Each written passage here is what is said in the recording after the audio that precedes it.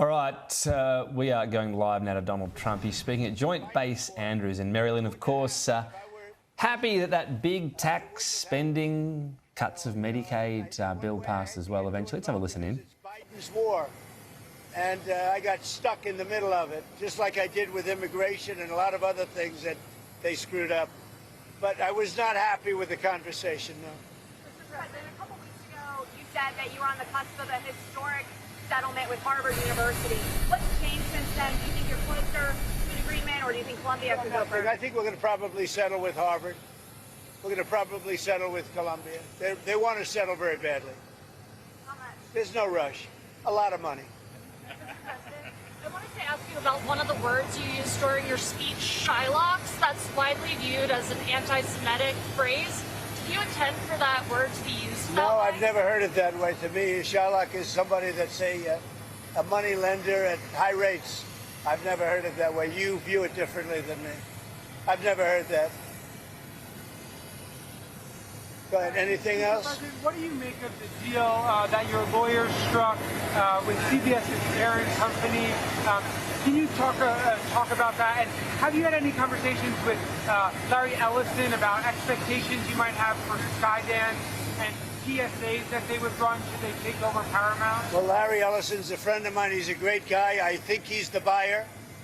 But we did a deal for about $16 million plus $16 million or maybe more than that in advertising.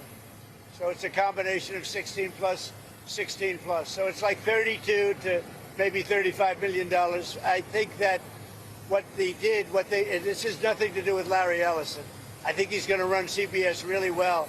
And I think he's making a good deal to buy it. I think he's great. He's got a son who's a fantastic young man, too. But what they did was incredible. They took an answer from Kamala just before, the day before the election, and it was a horrible answer.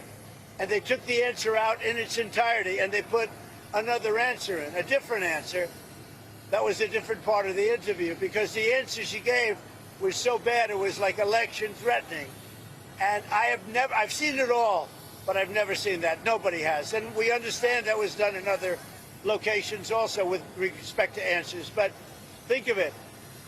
One of the most important questions, maybe the most important question, she gave a horrible answer to it.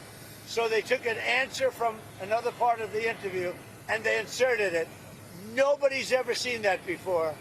So I think they made a wise decision to settle. And is that $16 million for the ads? Is that part of contingency for your citizens? All right, Donald Trump there speaking live. MAGA hats in tow. It's always a bit different, isn't it, over there? But yeah, celebrating effectively the passing of this big, he calls it the big beautiful bill, tax cuts that a lot of them were already in place, but making them permanent. They were ones he originally brought in 2017. Some criticism of the bill, and even some Republicans a bit reluctant to pass it because of a couple of things, really. The big increase of the debt ceiling being increased by $5 trillion in this bill, and the actual debt increasing by $3.4 trillion over the decade. And also the fact that it does really favour high-income earners over all the changes that were made. But Donald Trump says it'll get the economy growing. We'll see.